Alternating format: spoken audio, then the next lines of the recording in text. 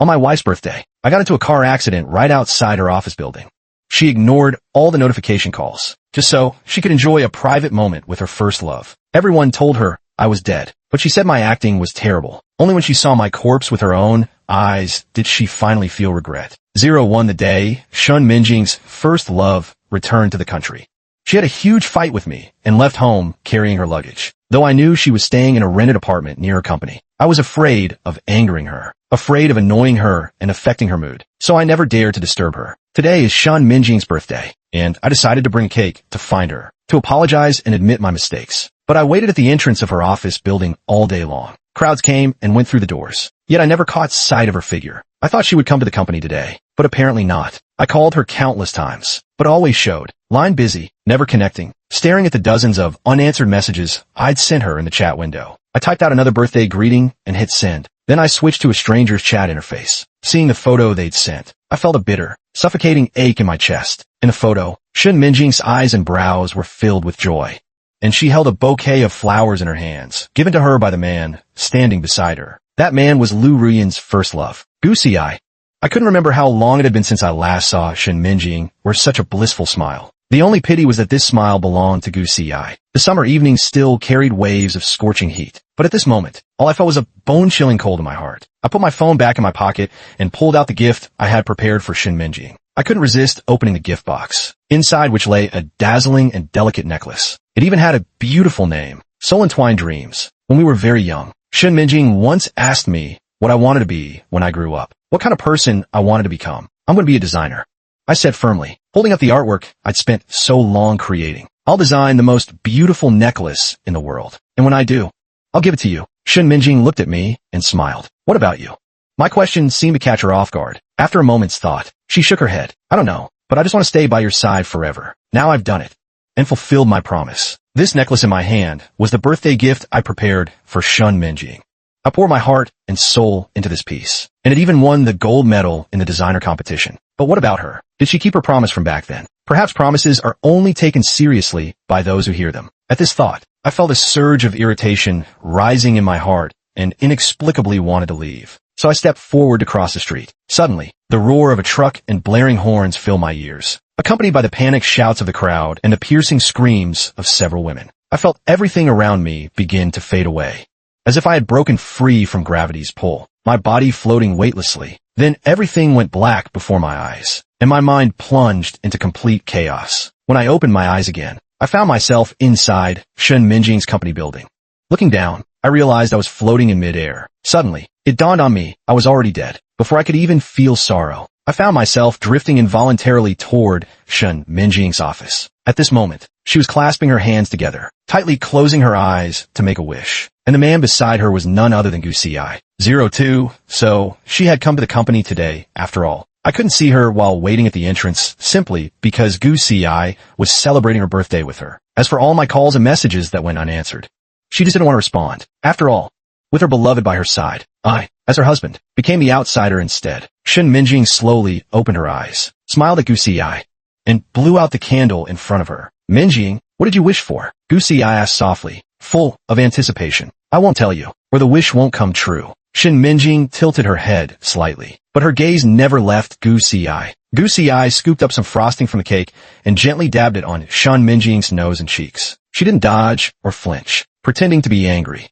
Yet the corners of her lips curled slightly, her eyes brimming with tenderness and happiness. A surge of anger welled up in my heart. On her birthday last year, I had done exactly what Gu Xiyai did, dabbed a bit of cream on the tip of her nose. Yet she flew into a rage, saying I had ruined the makeup she had painstakingly applied. Then she knocked the entire cake to the floor and stormed out, slamming the door behind her. At the time, I only regretted my carelessness for spoiling the makeup she had worked so hard on.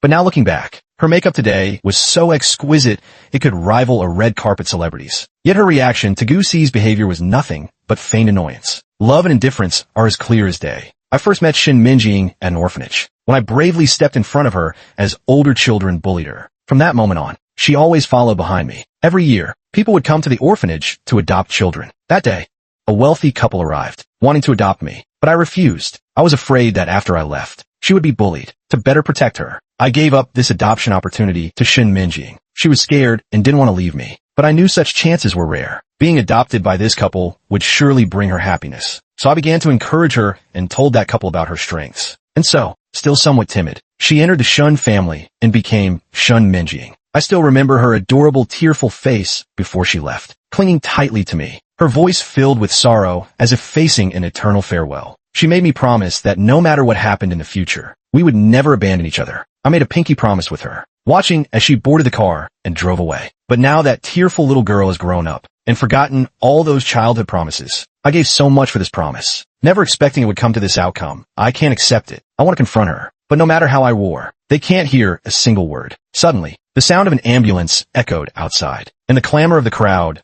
drifted into the office. Shun Minjing looked out the window. The paramedics were carrying my corpse away, hurried and anxious. What happened? Gu Si asked her. There seems to be a car accident at the company gate. It has nothing to do with us. Just ignore it. Gu Si pulled her back from the window, gently drawing her into his arms, a flicker of triumph flashing in his eyes. Gu Si.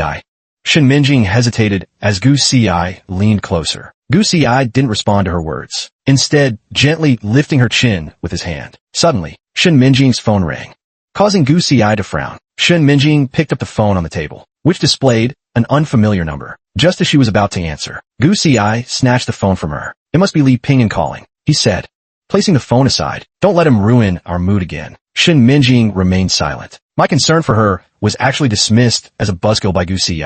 What infuriated me even more was that Shun Minjing didn't refute it, appearing to tacitly agree. The call ended automatically.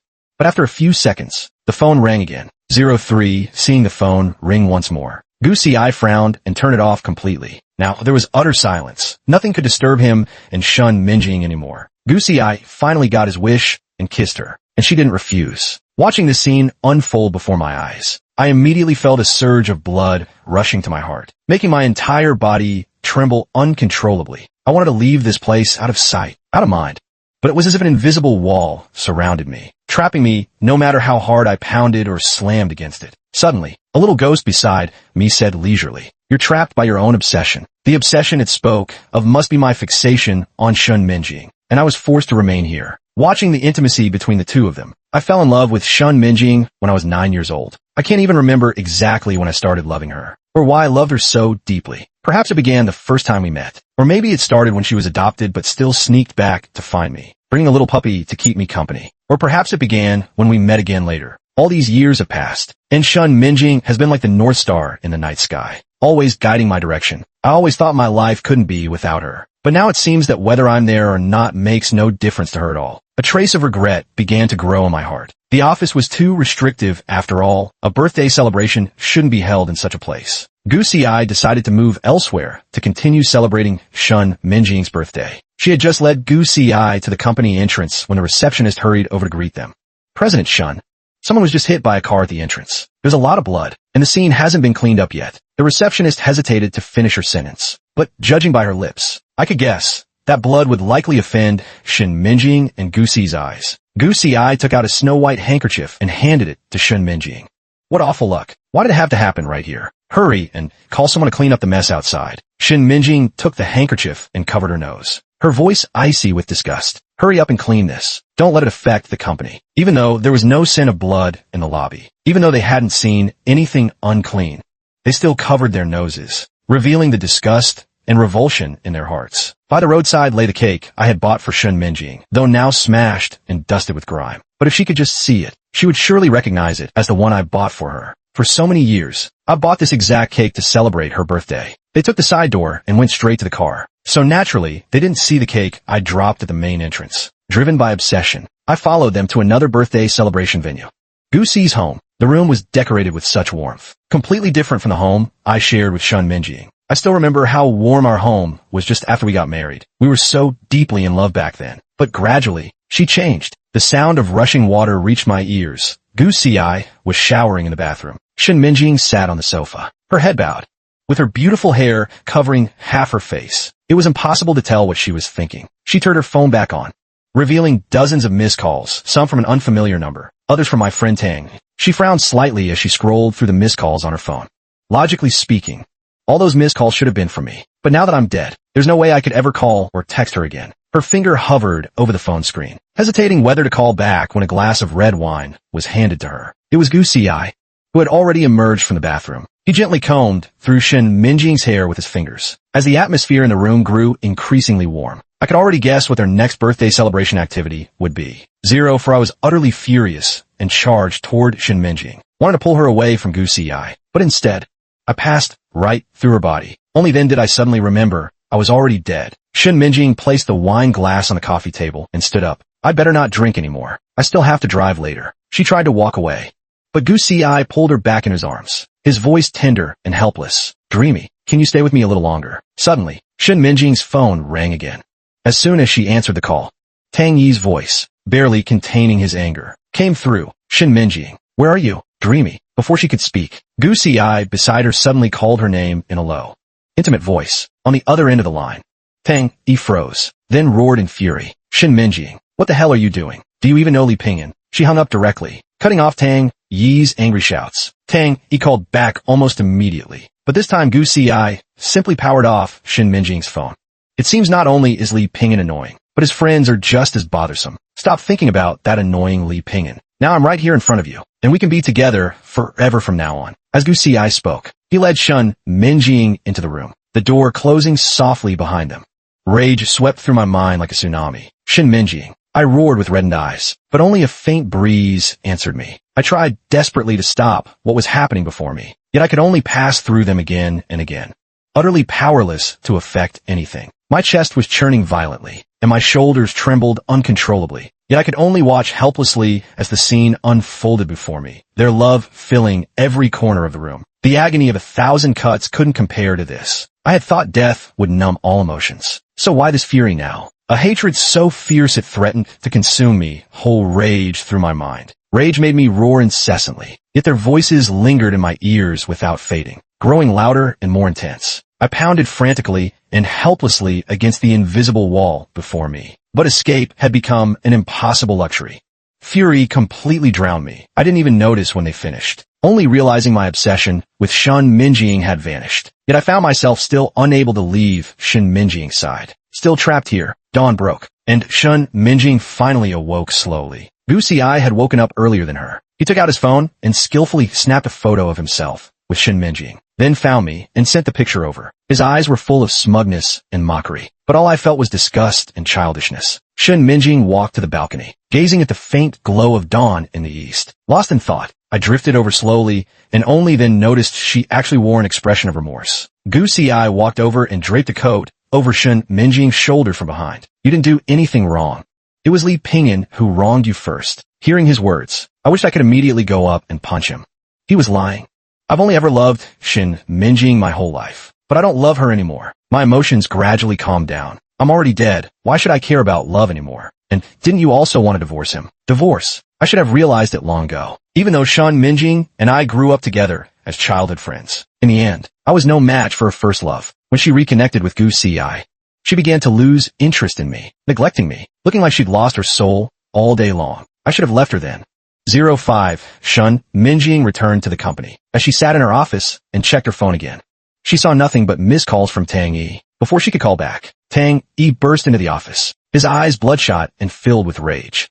Shen Minjing. Tang Yi grabbed her immediately, his voice hoarse and pained. Quick, come with me to the hospital. She impatiently shook him off, her tone full of disgust. What are you doing? Did Li Pingyan send you? Hearing my name, Tang Yi's eyes grew even redder. It seemed my death had already reached him, after all. Aside from Shen Minjing, he was my emergency contact. Tang Yi took a step forward. Come to the hospital with me first. Shen Minjing frowned, visibly displeased. Why go to the hospital? Is Li Pingyan acting so seriously that he's even faking a hospital visit? He was in a car accident. Tang Yi stared in disbelief at Shen Minjing's cold expression, his voice trembling. Li Pingyan is dead. For a moment, the office fell terrifyingly silent. Even Shen Minjing, who had just been full of disdain, now looked at Tang Yi with shock and disbelief. Suddenly, she switched back to that slightly furrowed brow and disgusted expression. Tang Yi, are you messing with me here? I have to say, your acting is pretty convincing. If I didn't know how much Li Pingyan fears death, I might have actually believed you. Can you guys stop being so childish? She was clearly furious by the end. Shen Minjing was absolutely right. I really was terrified of death. I've never been on a plane before, and I wouldn't even dare to try those dangerous rides at amusement parks. She would often laugh and say I was too timid, but I grew up without parents, raised in an orphanage. I had no one to rely on. Everything I have was earned step by step through my own sweat and tears. I believe this is heaven's reward for my efforts, and I cherish such happiness more than anyone else could. If I were to die, wouldn't everything just be gone? That's why I was so afraid of death. But now it's happened anyway. It all seems like it was destined to be. Tang Yi clenched his fists, his rage making him lose control of his emotions as he roared at Shen Minjing. How can you say such heartless words? Li Pingyan is dead now. You're his wife. You should be handling his funeral arrangements. Shen Minjing ignored his shouting. Instead, she picked up the phone to call security. Staring at Tang Yi, she said, "Go back and tell Li Pingyan to stop putting on this act. I won't fall for such tricks. Are you stupid? Do you even realize what you're saying?" Tang Yi tried to step forward, but was firmly blocked by security guards who had just rushed in. "Let go of me." He violently shoved the guard aside, glaring at Shen Minjing with bloodshot eyes. "He never should have married you in the first place." Tang Yi walked toward the door while pulling out his phone to make a call. "Hey! Ooh, no, don't tell her. Don't let her know about this." I tried to stop Tang Yi, but my hand passed right through him. It was all futile. Shen Minjing suddenly swept everything off the table, yanked open a drawer, pulled out a divorce agreement, and slammed it onto the table. "Take this divorce agreement to Li Pingyan." Tang Yi turned back in shock, staring at the divorce papers on the table. He clenched them in his hand, his fingertips turning white from the pressure. "Ha! You accused me of acting, but it turns out you're the one performing." Shen Minjing. "So this was your real goal all along. You just wanted to divorce Li Pingyan, didn't you? I'm telling you, people like you will get what's coming to them sooner or later." Tang Yi spat out his last words through gritted teeth. After shooting Shen Minjing a fierce glare, he turned and walked away. If I were still alive, I would have signed the divorce papers and handed them to Shen Minjing myself. Shen Minjing stared at the office door, her eyes filled with nothing but rage. Why is she angry? She should be happy. 06. Shen Minjing sat blankly at her desk when suddenly the phone rang. Her face lit up with anticipation as she picked it up, but the moment she saw Gu Si's name on the caller ID, the light in her eyes instantly dimmed. She answered the call, and Gu Si's voice came through. "Minjing, I bought your favorite dishes. Come back soon."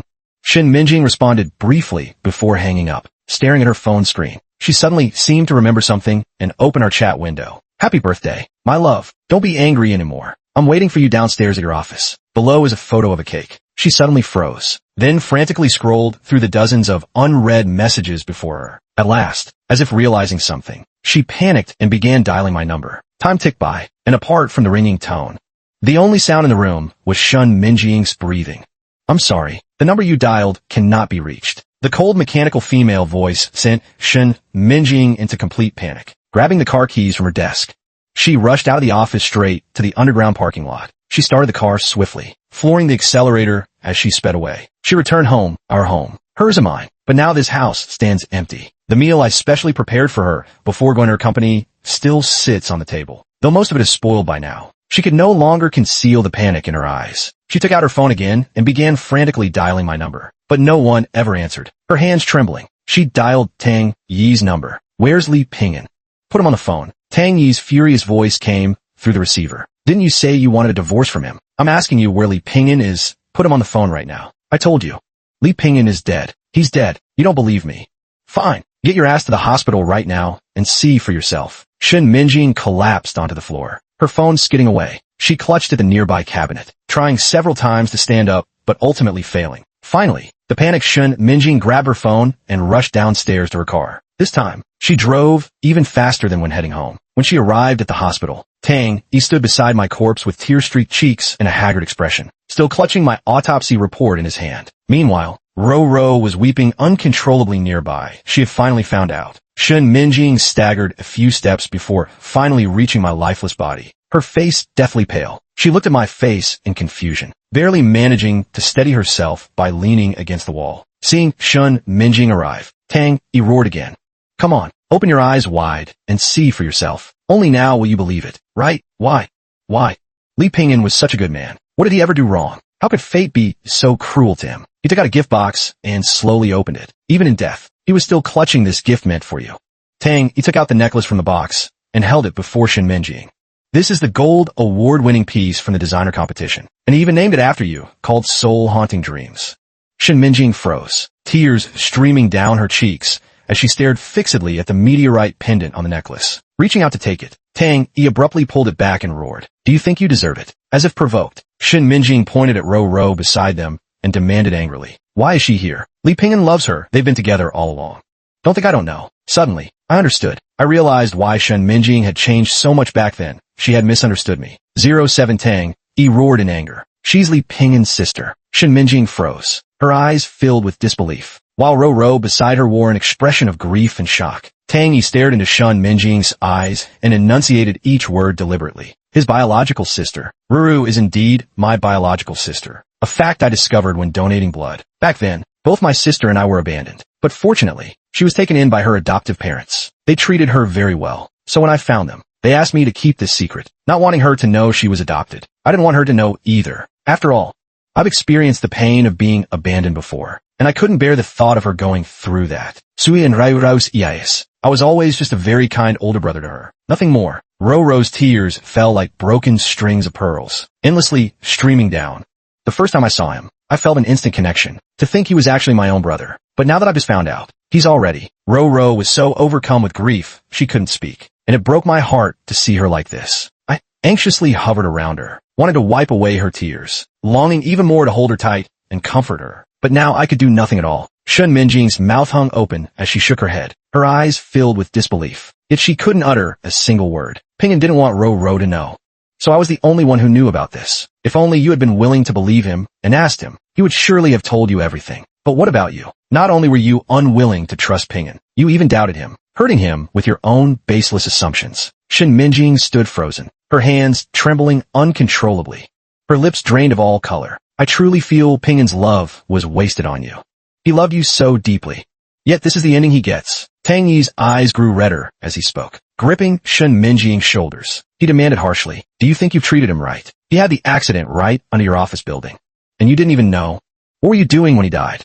And that Gu Ci, what were you doing with that bastard? Tell me, just tell me. Tang Yi's relentless questioning turned Shen Minjing's face increasingly pale, her expression filled with remorse, helplessness, and despair. Tang Yi suddenly pushed Shen Minjing away, pointing at her nose and angrily rebuking.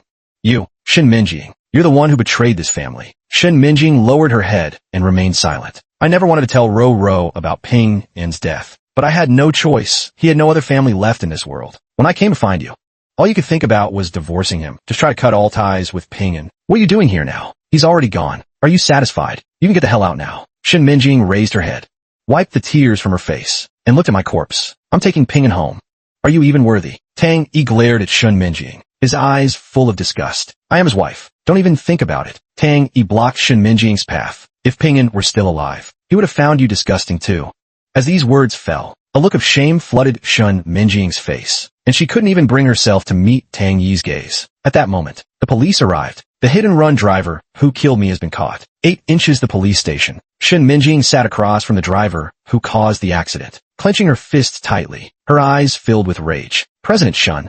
About that, when can you sign the letter of forgiveness? The driver wanted to obtain the letter of forgiveness to reduce his prison sentence. You're dreaming. Shen Minjing stared fixedly at the man before her. You killed the person I loved most, and now you dare ask for a letter of forgiveness. I swear I'll make you rot in prison for life. The person I loved most. Now I can only laugh at how ridiculous this is. When I was alive, she treated me with utter disdain. Yet now that I'm dead, she claims I was the one she loved most. Did she ever think of me when she was with Gu Ci?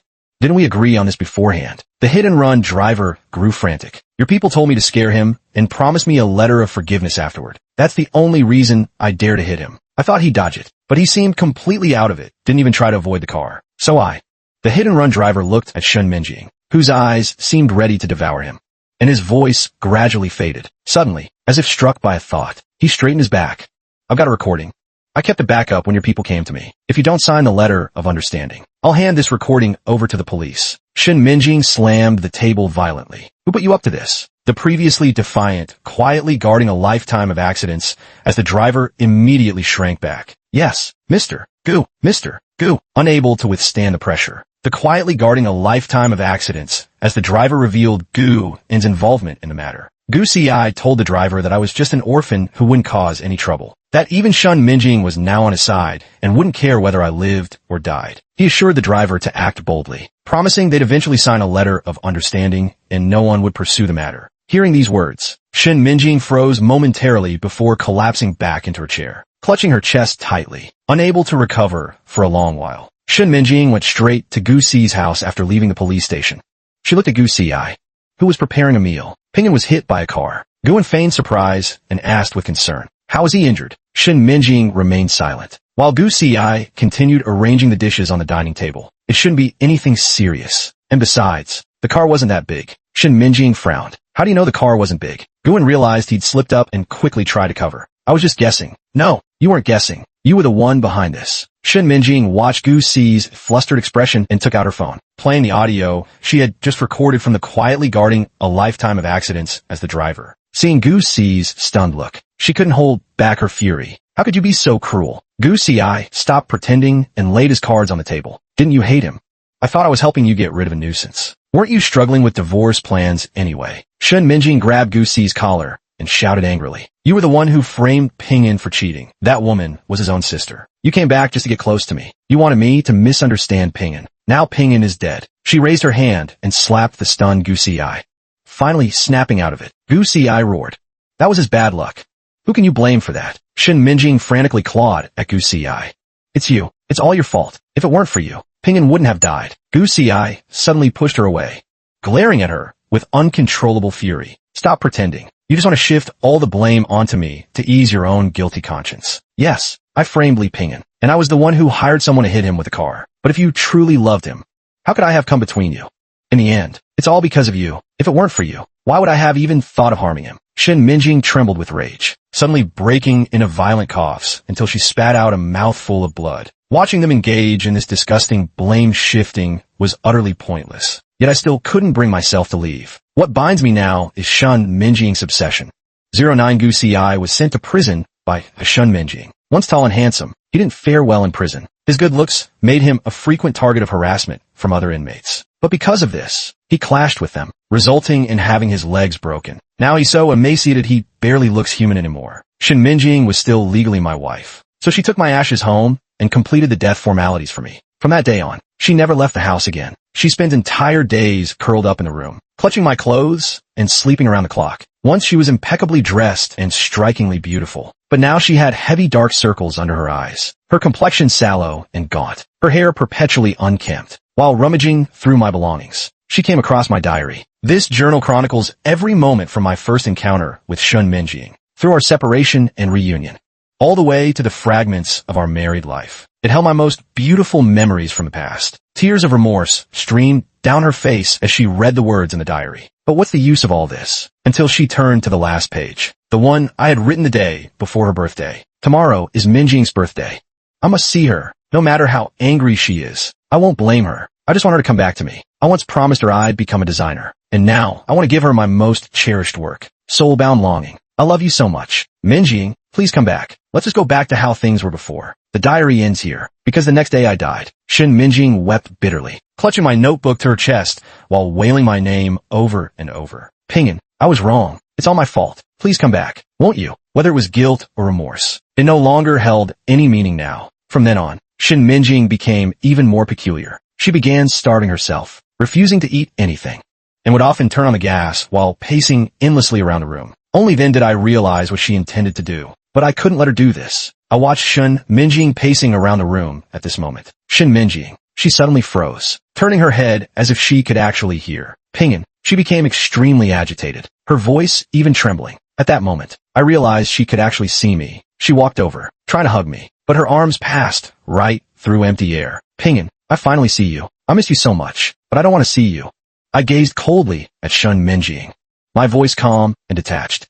She opened her mouth, wanted to say something, but finally managed a hoarse, I'm sorry. I looked at her coldly. It's meaningless now. She grew frantic, her eyes red. Wait for me.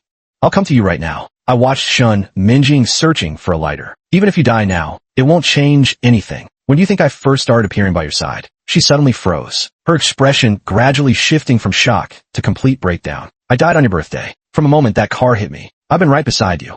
Everything you said that day, everything you did with Gu Xi, I saw it all. Every last bit. She collapsed to her knees, her heart-wrenching confession tearing through the air. I know I was wrong. Ping'an, I truly know I was wrong. I regret it so much now.